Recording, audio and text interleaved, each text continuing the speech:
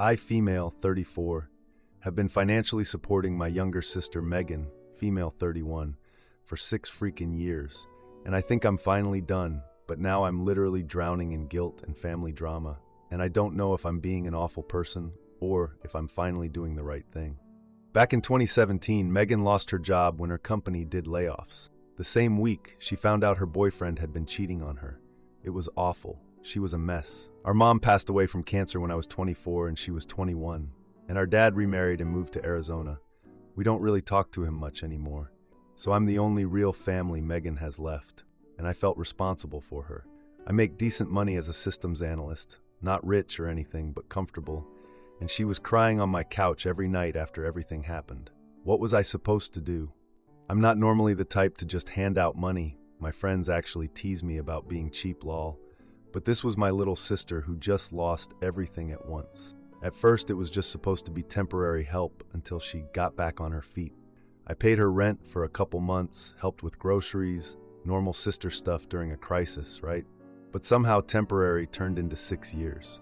I'm now paying her $1,100 rent, utilities, car insurance, phone bill, and groceries a lot of the time. It adds up to like $1,800 to $2,000 every month. When I actually calculated it, I was shocked. I had to cancel a trip to Europe with my college friends 3 years ago because Megan needed dental work that wasn't covered by insurance.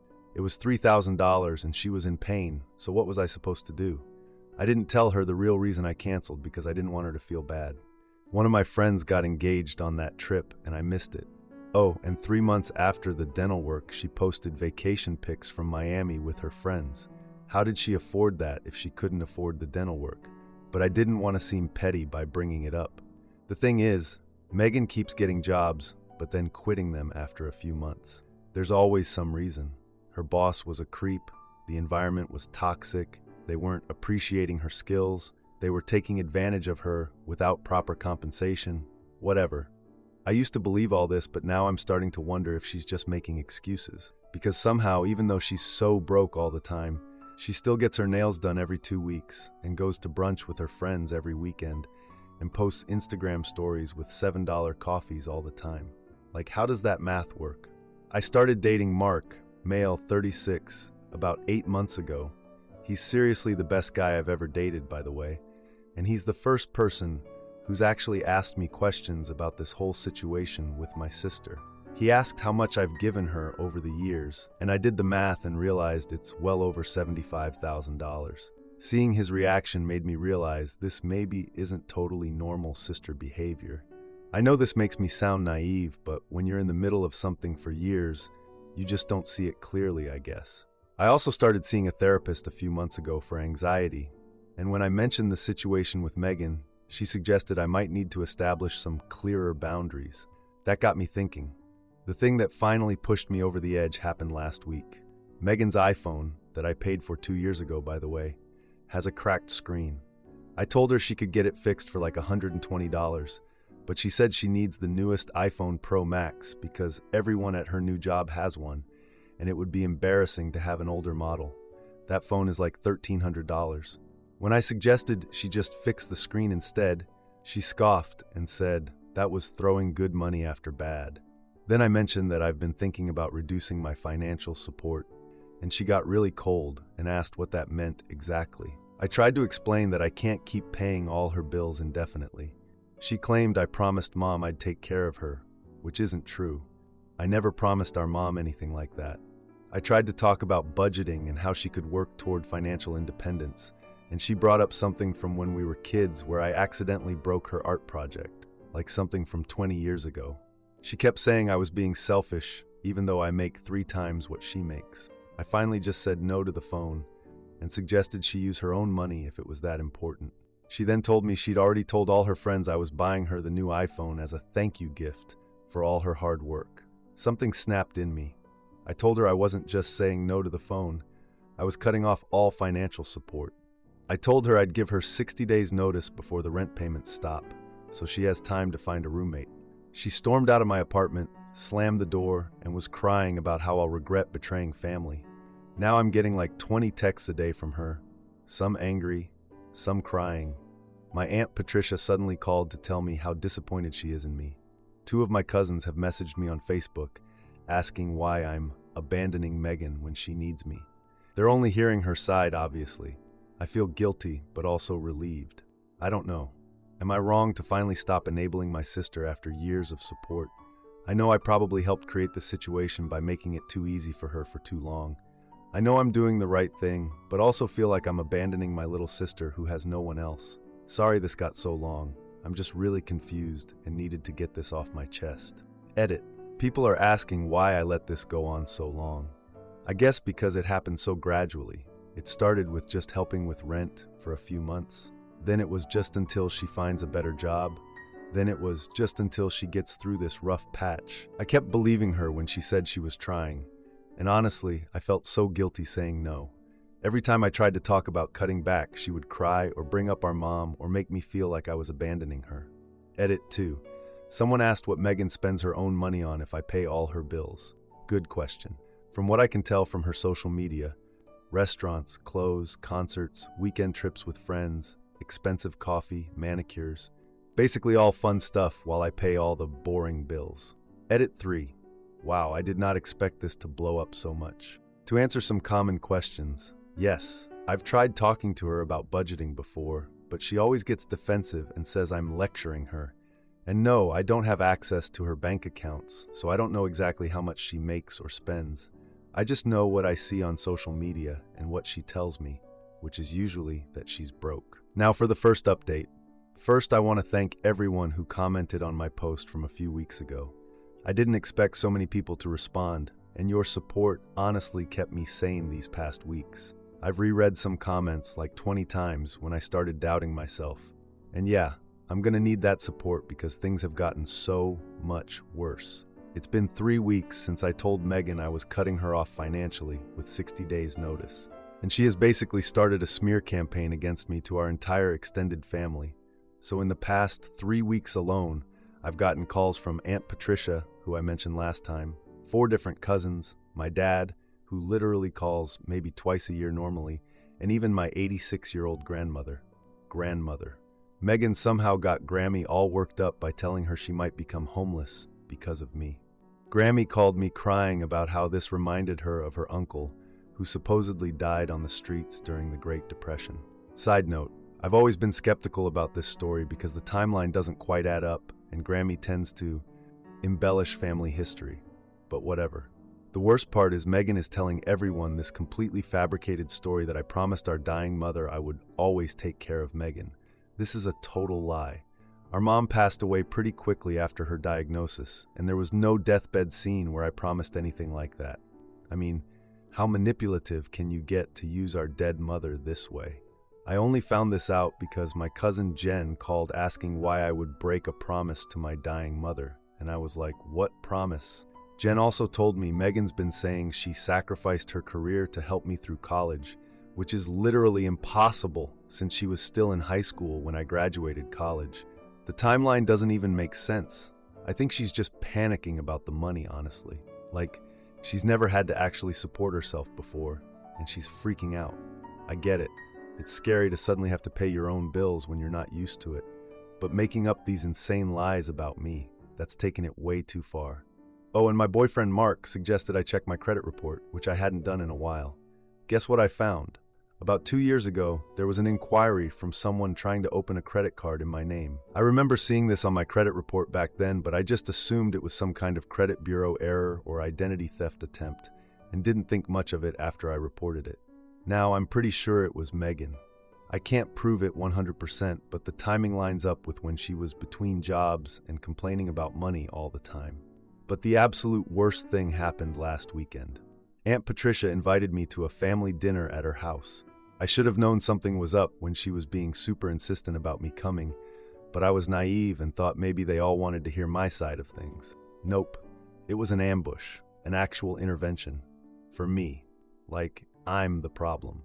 I walked in and there's Aunt Patricia, my dad, cousins Sam and Jen, my uncle Rick, and of course Megan sitting there with this fake victim look on her face. Aunt Patricia told me they were concerned about my cruelty toward my sister. Cruelty. After 6 years and $75,000 of support. My dad, who by the way has barely been involved in our lives since he moved to Arizona with his new wife, had the nerve to say, "Family helps family," like he's father of the year or something. Then cousin Sam suggested I was being selfish with my money. I tried to explain that I've been supporting her for 6 freaking years and showed them the bank statements on my phone with all the rent payments and everything. But Aunt Patricia just waved her hand and said, "It's not about the money," which is literally exactly what it's about. Then Megan started crying. She's seriously such a good actress, saying I was abandoning her and that she might get evicted because I suddenly stopped paying. I reminded everyone I gave her 60 days notice, which is halfway over now, but she just talked over me saying she can't possibly find affordable housing in this market. I finally just left after like 3 different people called me heartless in the span of 5 minutes. I couldn't take it anymore. I just walked out while they were all still talking. The whole drive home, I was going back and forth between being furious and wondering if maybe I am being too harsh. Like, I know I'm doing what any financially responsible person would do, but maybe family obligations are different and I should keep helping her just a little longer. But then I remember how she's been lying about me and it makes me so angry again. But wait, it gets even worse. 2 days ago, I came home from work and found Megan in my apartment going through my financial documents. I'm not kidding. She was literally standing at my file cabinet with papers spread out everywhere. She had a spare key from years ago when she would occasionally water my plants when I traveled. I completely forgot about that key. My fault, I know. When I walked in, she jumped like she was startled, but didn't even really look guilty. When I confronted her, she acted super casual, claiming she just needed to borrow something. I pointed at all my financial papers scattered around and asked what she was doing with them. She admitted she wanted to see my actual salary to tell the family. Then I noticed my checkbook sticking out of her purse. She tried claiming she was just moving it so it wouldn't get lost, which makes no sense. I told her to leave immediately, but she refused, saying we needed to work this out. I started dialing the police, honestly not sure if I could have actually called them on her, and she finally left. I changed my locks the next day and installed a security camera at my door. Since then, I've been getting these intense texts from Megan. 1 minute threatening, "You'll regret this when you need family," and the next minute begging, "Please just help me for a few more months until I can get stable." She still has about 5 weeks left before the 60-day notice period ends, and her roommate Alicia, who I'm still friends with, told me Megan hasn't applied for a single job or even looked at cheaper apartments. She's just assuming I'll cave before the deadline. I don't know how to stay strong through the next month because it's only going to get worse. What if she shows up at my work? What if she tells more lies to the family? What if she tries to steal from me again? I'm stressed and exhausted and just want this to be over, but I know I need to stand firm. I know many of you said in my last post that I created this problem by enabling her for so long, and you're probably right. But how do I fix this now without completely destroying what's left of our relationship? Edit. Several people asked if I've reported the credit card fraud attempt. I haven't because I can't prove it was her. And honestly, starting a fraud investigation against my sister feels like a nuclear option I'm not ready for. Maybe that makes me a doormat still. I don't know. Edit 2. For those saying I should just cut all contact immediately, I get the impulse, believe me. But she's still the only close family I have left. Our mom is gone, our dad is basically absent. It's complicated. But I am standing firm on the financial boundaries. Someone asked what my boyfriend thinks about all this. Mark is 100% on my side and actually thinks I'm being too nice still. He was ready to confront Megan after the apartment break-in, but I talked him down. He's been amazing through all of this, checking in on me and reminding me I'm not crazy. To clarify about the locks, yes, I changed all the locks and made sure to get a deadbolt that can't be opened from outside, even with a key if it's locked from inside. And the security camera sends alerts to my phone. I'm taking the security stuff seriously after finding her in my apartment. Now for the second update. My sister showed up at my door at 2 a.m. after disappearing without a trace. So it's been about 2 months since my last update. Sorry it took so long to post again. And honestly, so much has happened that I'm not even sure where to start. First, the 60-day notice period ended about 3 weeks ago. That means I'm officially done financially supporting my sister. No more rent payments, no more utilities, no more random emergency money transfers at 11 p.m. And let me tell you, those final weeks before the deadline were crazy. Megan basically cycled between sobbing phone calls begging me to reconsider and these absolutely vicious text messages calling me every name in the book.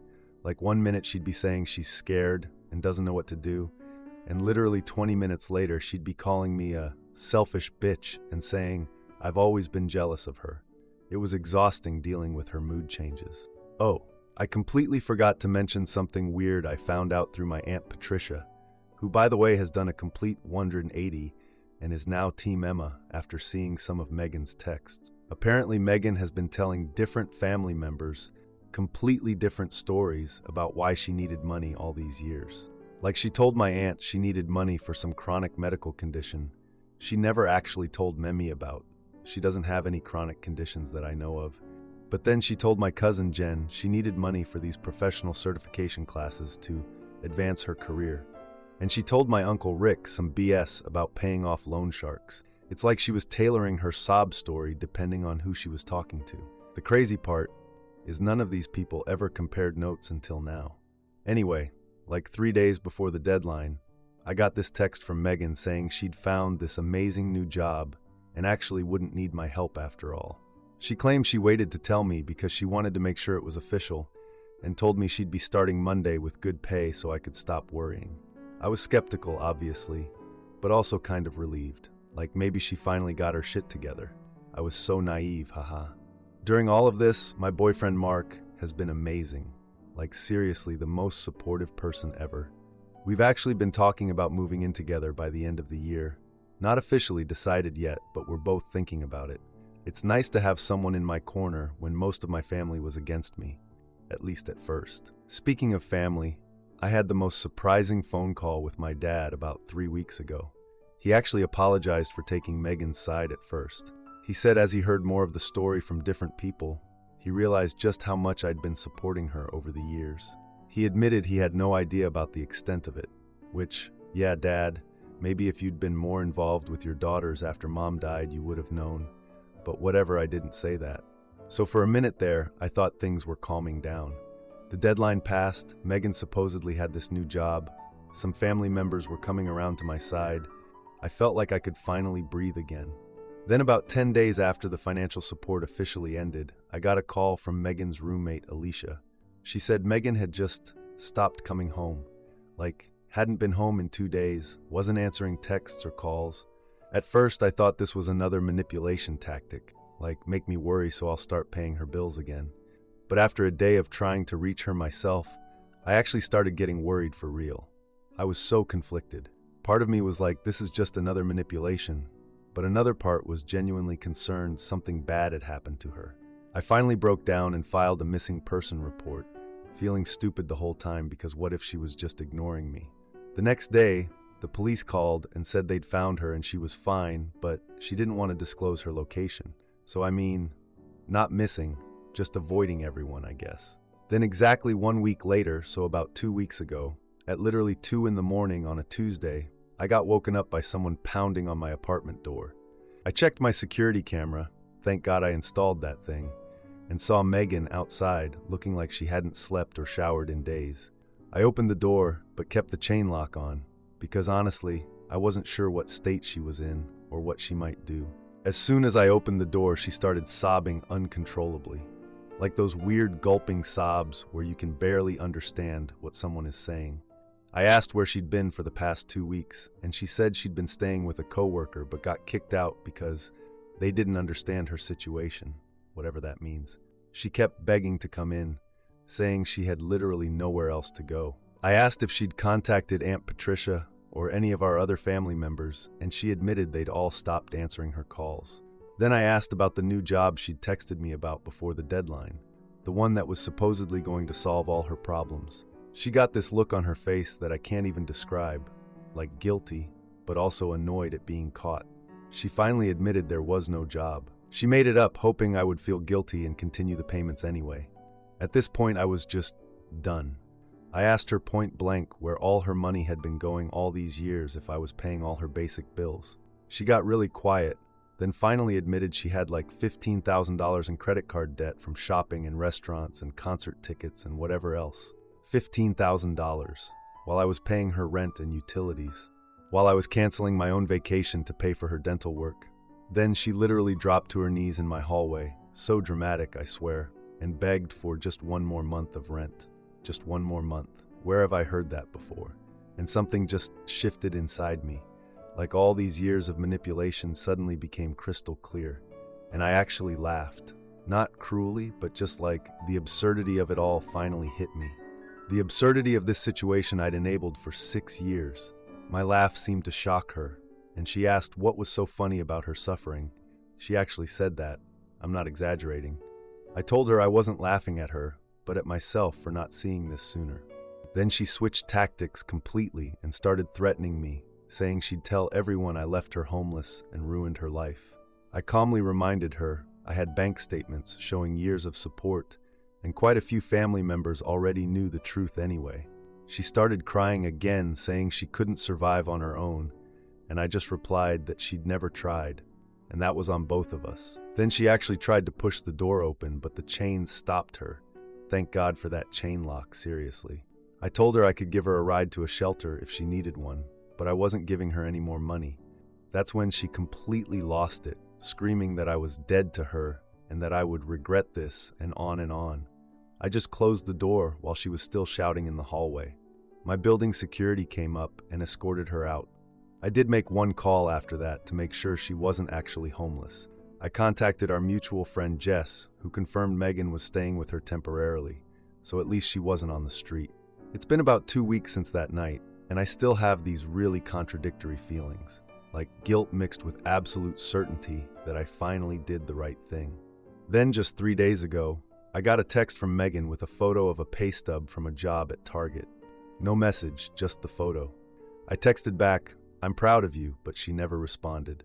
I've heard through family that she found a shared apartment with 2 roommates. It's way less nice than her old place that I paid for, but she's managing on her own for the first time. Maybe ever. I don't regret standing firm, but I do recognize my own role in creating this unhealthy dynamic. After our mom died, I tried to be both sister and parent to Megan, and that was never going to work.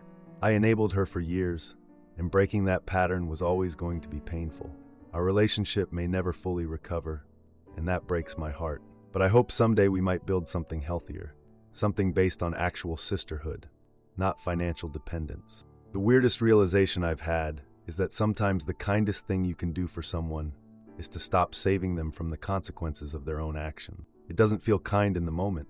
It feels cruel, but it might be the only way they'll ever learn to stand on their own.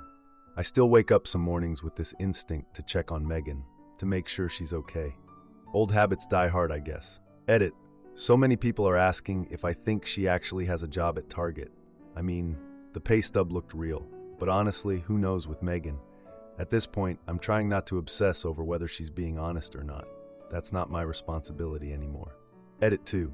For those asking about the $15 credit card debt, no, I am not helping her pay it off. That's her responsibility. And no, my name isn't on any of her credit cards. I checked very thoroughly. A lot of you mentioned in my previous posts that I was being a doormat, and you were right. Looking back, I can see so many red flags I ignored, like how she always had money for fun stuff, but never for necessities, or how her emergencies always seemed to happen right when I had something good planned for myself. I was in deep denial about being manipulated by my own sister. To answer the person who asked about my boyfriend's reaction to the 2 a.m. incident, Mark wanted to come over immediately, but I told him not to. It was the middle of the night, and he lives 30 minutes away. He came over first thing in the morning, though, and basically hasn't left my side since lol. He says he's proud of me for standing my ground, but also understands why it's been so hard. I swear I don't deserve this man.